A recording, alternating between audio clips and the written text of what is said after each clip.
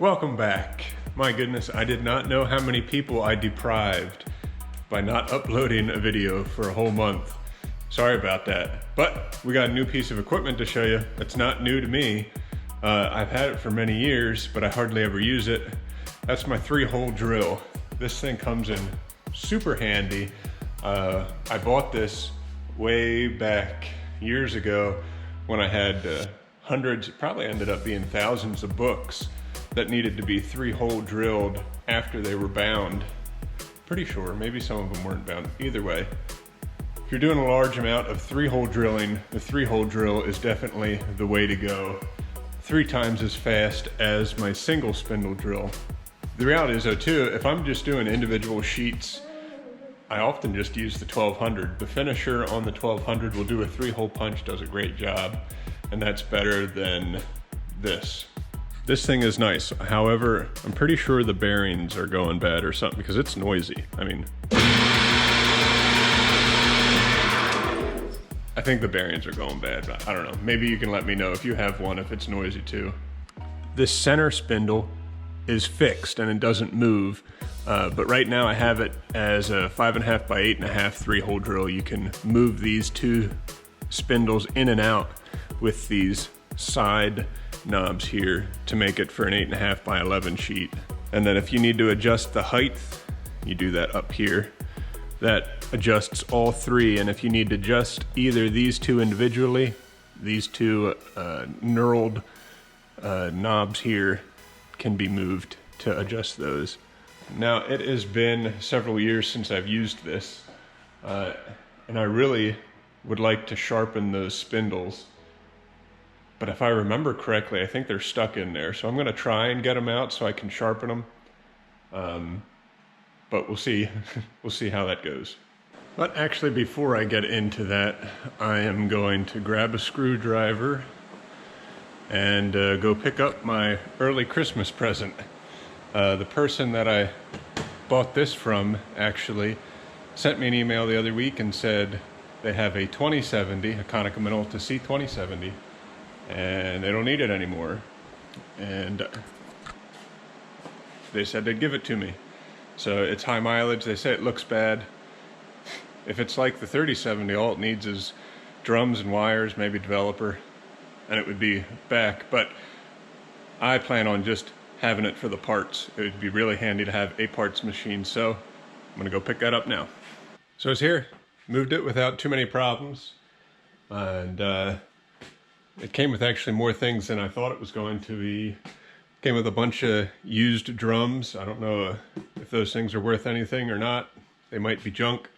Got the rip, got a feeder, stacker, and the 2070, and also the envelope fuser as well. So that's cool. Get a extra fuser and an extra envelope fuser. I really want to plug this thing in and just see what it all has as far as the life left in it, what the print quality looks like. But we've got to keep working on this 3-spindle drill, and hopefully we'll get back into that, and then I can kind of show people what I do to get a baseline on a digital press. In my test, this spindle is the one that is the worst. If you don't keep up on these, that spindle will open up more and more and eventually crack and just cause a mess. So you can see there's a little bit of discoloration, which means it's getting hot. If I remember correctly, I tried to get this out earlier and I couldn't, but there's this little wedge basically that goes in the spindle hole here. You can slide that little clip down and it should go across the whole way.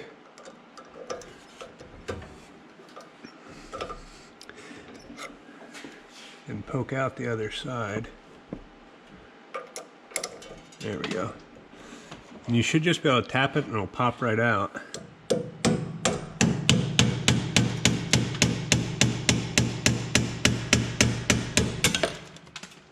She was in there pretty good. So I have a hand sharpener and we'll clean this up a little bit.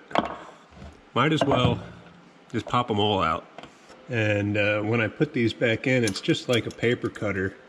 I should move all of the spindles up so that they're not touching, because the first time this hydraulic drill goes down with the spindles, it's going to plunge them down into that wood to push them in there.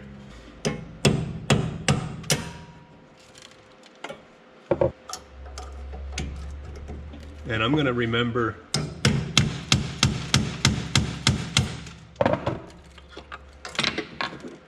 make sure to put those all back in the same one. I don't think it's going to matter at all, but at least get us close, just in case one is wearing more than the other. This is my little hand sharpening tool. You don't need to take much metal off, just a little bit, just to kind of dress it up and liven it up. And I also want to kind of pluck the paper out of my way here so I can get the tool in there. You really don't want to push too hard on it either, because you can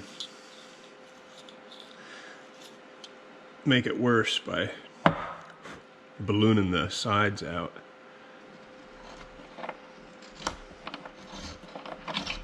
Okay, let's pop these back in here and see what it's like. Now's also a good time to make sure there's plenty of wax up in there.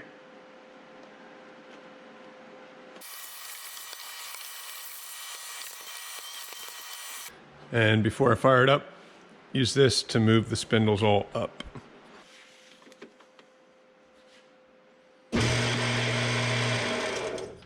Oops. Didn't press those up in good enough. I was afraid that was gonna happen.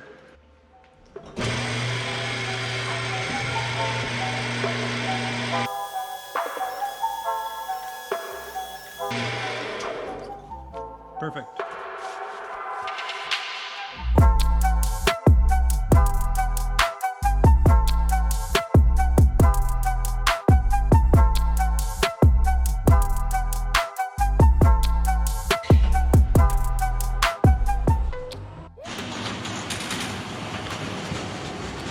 Good news is envelopes got back in stock. Not a whole lot, but enough that I could get a couple cases here.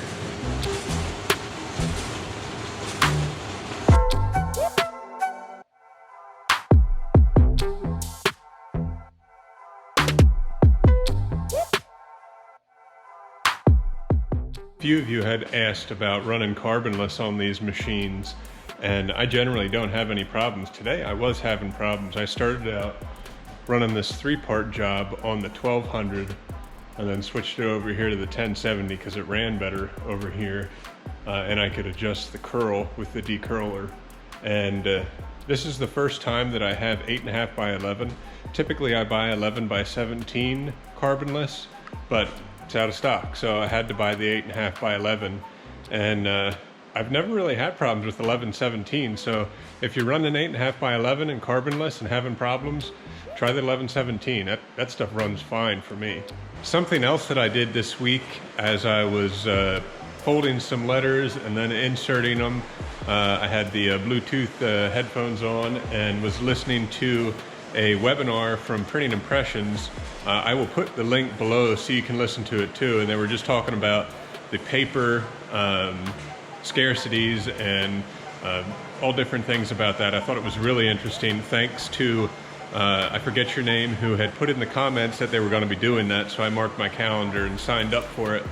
It's really interesting to hear these two people's takes on, you know, why it was happening, some of which I've already heard, but then I learned some other things, and it was really cool. The thing that is the best to hear for me anyways is that book printing is rising. I do a lot of book printing, and also the increased paper prices could potentially make digital more prominent over offset. And it makes sense because in offset printing, paper is a majority of the cost to print something, whereas digital, it's not a majority. So the increase in paper prices are just going to move some of that offset work that's on the lower end over to digital, and you know, it makes sense. It's just gonna, that delta between digital printing and offset printing is just gonna close up, and digital would potentially eat up some of the offset printing, because people are going to scale back on what they're printing if paper prices continue to increase a whole lot. So they're going to be doing shorter runs, and yeah, I mean, it'll be interesting. I did not like to hear that it'll probably be second, third quarter next year until things are back to normal. That's a bummer, but hey, what can you do? Anyways, I'm unfortunately not going to have time to plug that new machine in. It's going to be a nice parts machine, but next week I'll do a better video of what I look for, do some test prints, and look at things like that in case you're interested. So stay tuned for that. I think the most exciting thing about that printer is it has one of those poles with lights on it that will let you know if the printer's printing or not. That is pretty sweet. And yeah, and maybe if it's not too bad, maybe I'll make that a dedicated envelope machine or something like that. But the reality is I don't really have anywhere to put it. So we'll see. But anyways, thanks for watching. Take care, and we'll see you next week.